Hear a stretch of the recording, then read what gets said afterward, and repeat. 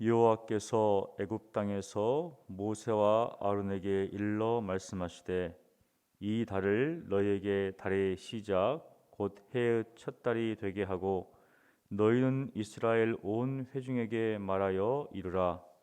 이 달 열후에 너희 각자가 어린 양을 취할지니 각 가족대로 그 식구를 위하여 어린 양을 취하되 그 어린 양에 대하여 식구가 너무 적으면 그 집의 이웃과 함께 사람 수를 따라서 하나를 취하며 각 사람이 먹을 수 있는 분량에 따라서 너희 어린 양을 계산할 것이며 너희 어린 양은 흠 없고 일련된 수컷으로 하되 양이나 염소 중에서 취하고 이달 열나흘까지 간직하였다가 해질 때 이스라엘 회중이 그 양을 잡고 그 피를 양을 먹을 집 좌우 문설주와 임방에 바르고 그 밤에 그 고기를 불에 구워 무교봉과 쓴 나물과 아울러 먹되 날 것으로나 물에 삶아서 먹지 말고 머리와 다리와 내장을 다 불에 구워 먹고 아침까지 남겨두지 말며 아침까지 남은 것은 곧 불살이라. 너희는 그것을 이렇게 먹을지니 허리에 띠를 띠고 발에 신을 신고 손에 지팡이를 잡고 급히 먹으라. 이것이 여호와의 유월절이니라. 내가 그 밤에 애굽 땅에 두루 다니며 사람이나 짐승을 막론하고 애굽 땅에 있는 모든 처음 난 것을 다 치고 애굽의 모든 신을 내가 심판하리라. 나는 여호와라. 내가 애굽 땅을 칠 때 그 피가 너희가 사는 집에 있어서 너희를 위하여 표적이 될지라. 내가 피를 볼 때에 너희를 넘어가리니 재앙이 너희에게 내려 멸하지 아니하리라.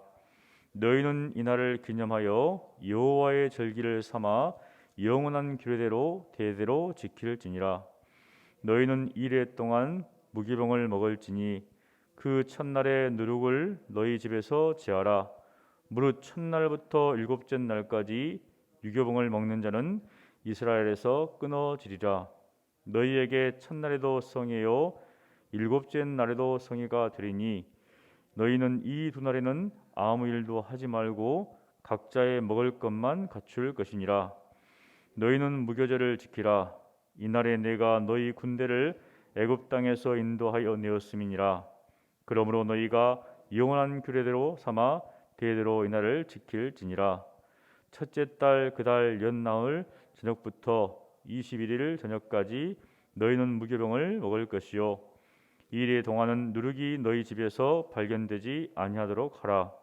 무릇 유교물을 먹는 자는 타국인이든지 본국에서 난 자든지를 막론하고 이스라엘의 회중에서 끊어지리니 너희는 아무 유교물이든지 먹지 말고 너희 모든 요하는 곳에서 무교병을 먹을지니라. 모세가 이스라엘 모든 장로를 불러서 그들에게 이르되 너희는 나가서 너희의 가족대로 어린 양을 택하여 유월절 양으로 잡고 우슬초 묶음을 가져다가 그릇에 담은 피에 적셔서 그 피를 문 임방과 좌우 설주에 뿌리고 아침까지 한 사람도 자기 집 문 밖에 나가지 말라. 여호와께서 애굽 사람들에게 재앙을 내리려고 지나가실 때에 문 임방과 좌우 문설주의 피를 보시면 여호와께서 그 문을 넘으시고 멸하는 자에게 너희 집에 들어가서 너희를 치지 못하게 하실 것임이니라. 너희는 이 일을 규례대로 삼아 너희와 너희 자손이 영원히 지킬 것이니 너희는 여호와께서 허락하신 대로 너희에게 주시는 땅에 이를 때 이 예식을 지킬 것이라. 이후에 너희의 자녀가 묻기를 이 예식이 무슨 뜻이냐 하거든 너희는 이르기를 이는 여호와의 유월절 제사라. 여호와께서 애굽 사람에게 재앙을 내리실 때에 애굽에 있는 이스라엘 자손의 집을 넘으사 우리의 집을 구원하셨느니라 하라 하매 백성이 머리 숙여 경배하니라. 이스라엘 자손이 물러가서 그대로 행하되 여호와께서 모세와 아론에게 명령하신 대로 행하니라. 밤중에 여호와께서 애굽 땅에서 모든 처음 난 것 곧 왕이 앉은 바로의 장녀로부터 옥에 갇힌 사람의 장자까지와 가축의 처음 난 것을 다 치심에 그 그 밤에 바로와 그 모든 신하와 모든 애굽 사람이 일어나고 애굽에 큰 부르짐이 있었으니 이는 그 나라에 죽임을 당하지 아니한 집이 하나도 없었음이었더라. 아멘. 출애굽기 12장은 이스라엘의 명절인 유월절이 어떻게 유래했는지를 보여주고 있습니다. 그런데 놀라운 사실은 아직 마지막 재앙이 일어나지 않았다는 겁니다. 11장에는 10번째 재앙이 나오는데 12장에서는 마치 그것이 기정사실인 것처럼 이야기를 하고 있습니다. 한치의 의심도 없이 앞으로 일어날 일을 대비하라고 하면서 그것도 장차 그것을 영원히 기념해야 할 유월절 규례에 대한 하나님의 명령이라고 이렇게 이야기를 하고 있습니다. 애굽에게 있어서 유월절은 정말 큰 재앙의 날이지만 이스라엘에게 있어서는 완전한 해방의 날입니다. 그날은 새로운 해의 시작이며 또한 해의 첫 달이 되는 것이죠. 그들은 유월절을 지킬 때마다 민족의 정체성을 기억할 것입니다. 하나님께서 우리를 종되었던 애굽에서 건져내셨다. 하나님께서 강한 손과 편팔로서 애굽의 바로에서 우리를 구원하셨다. 이렇게 기억할 것입니다. 하나님은 이것을 기념케 하기 위해 유월절 예식을 정했습니다. 유월절 예식에 참여하는 사람들은 누구인가? 이스라엘 온 회중입니다. 신분과 나이, 성별에 관계없이 이스라엘 사람들은 모두 참여하는 것이죠. 왜냐하면 그들 모두가 출애굽을 경험할 것이기 때문입니다. 그곳에 남겨질 사람은 아무도 없기 때문입니다. 유월절 규례는 먼저 음식에 관한 규정으로 시작합니다. 그달 10일에 어린 양을 취하되 각 가족대로 그 식구를 위하여 어린 양을 취합니다. 어린 양은 흠이 없고 일련된 수컷으로 하는데 염소도 가능합니다. 이것은 종교적인 측면뿐만 아니라 경제적인 면도 교류하고 있습니다. 그리고 그것을 간직하였다가 14일에 잡고 그 피를 양을 먹을 집에 좌우 문설주와 임방에 발라야 합니다. 그렇게 하는 이유가 무엇인가? 13절을 우리 함께 읽습니다. 내가 애굽 땅을 칠 때 그 피가 너희가 사는 집에 있어서 너희를 위하여 표적이 될지라. 내가 피를 볼 때 너희를 넘어가리니 재앙이 너희에게 내려 멸하지 아니하리라. 피를 좌우 문설주와 임방에 바르라고 한 것은 누구를 위함인가? 하나님께서 그 표시를 보지 못하면 이스라엘 백성들을 혹시 모르게 혹시 이제 들어갈 수 있는가? 그렇지는 않겠죠. 하나님 다 아시기 때문에. 여기 보니까 너희를 위하여 표적이 된다는 겁니다. 너희를 위하여 표적이 된다. 하나님께서 이스라엘을 위해서 그 표적을 해 놓으라 하신 것이죠. 하나님의 사자가 애굽 전역에 장자를 칠 때 바로 왕위에 앉은 바로의 장자로부터 감옥에 갇힌 사람의 장자까지 칠 때 아마 큰 부르짖음이 있었을 겁니다. 곳곳마다 그 울부짖음과 그 부르짖음 가운데 마음이 편할 사람이 어디 있겠습니까? 그러나 이스라엘 백성은 안전한 것이죠.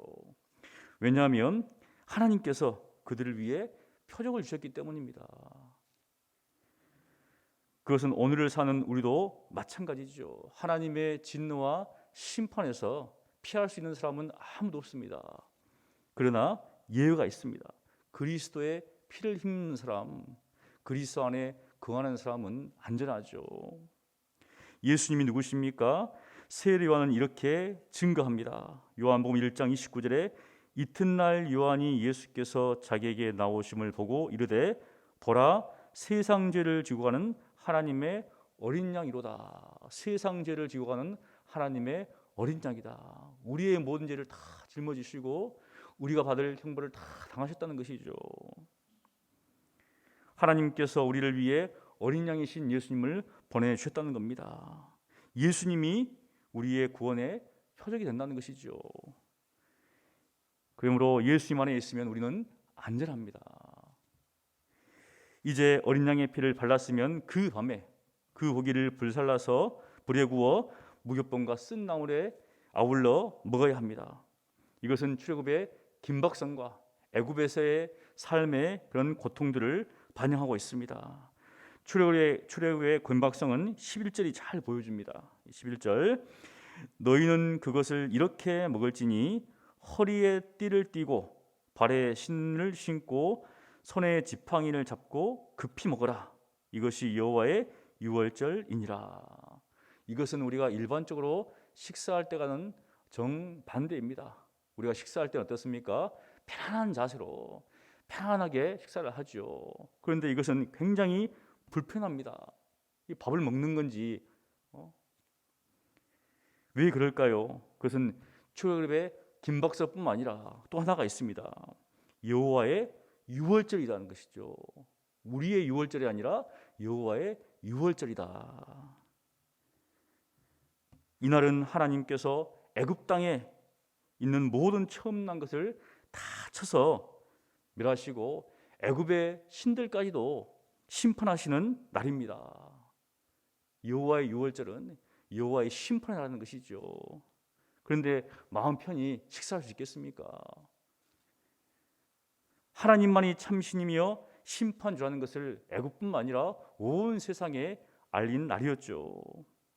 여러분, 하나님의 심판의 날은 두려운 날입니다. 하나님은 이제도 하늘과 땅을 경건하지 아니한 사람들의 심판과 멸망의 날까지 보존하고 있습니다. 두셨습니다. 그러므로 우리는 심판의 긴박성을 깨달아야 합니다. 그래서 깨어 있어야 하며 그래서 기도해야 하는 것이죠. 그러나 우리 신자에게는 이날은 구원의 날입니다. 그래서 우리가 그날을 바라보는 가운데 사모하며 기다린다는 것이죠. 뿐만이 어떻습니까? 믿음 안에서 거룩한 행실과 경건함으로 살아야 한다는 겁니다. 하나님께서 이스라엘에게 그 유월절을 기념케 하기 위해서 또한 그 피를 발효한 것은 그것을 이스라엘의 표적이 되게 하기 위해서 주셨고 그것을 통해서 유월절을 통해서 하나님의 구원을 알리셨습니다. 오늘 하루도 우리가 이것을 기억하면서 우리를 위해서 십자가에 달리신 예수 그리스도 그분을 기억하며 그분 안에 거하며 또 다시 오실 주님을 바라보는 가운데 심판의 긴박성을 우리가 인식하는 가운데 깨어 기도하며 믿음으로 사시는 여러분 되시기를 간절히 축원합니다. 기도하겠습니다. 거룩하신 하나님 아버지, 이 유월절을 규를 통하여서 하나님께서 이스라엘 백성들을 이 애굽에서 출애굽시키실 때 하나님의 두려움이 온 애굽 땅에 임하였지만 그 두려움 가운데서도 그 피가 발라진 집안에 거하는 모든 사람들은 안전했음을 이 시간 기억합니다. 하나님의 두려운 심판의 날이 곧 다가오지만 우리가 그리스도 안에 있음으로 말미암아서 참으로 안전을 누리며 평안한 삶을 삽니다. 하나님, 다시 오실 주님을 기억하는 가운데 우리가 믿음으로 살기를 원합니다. 심판의 긴박함 속에서도 하나님, 저희가 담대함 가운데 정말 하나님께서 기뻐하시는 그러한 경건함과 또한 거룩한 삶을 추구하며 살아갈 수 있도록 주여 저희들 한 사람 한 사람을 붙잡아 주시옵소서. 예수님 이름으로 기도합니다. 아멘.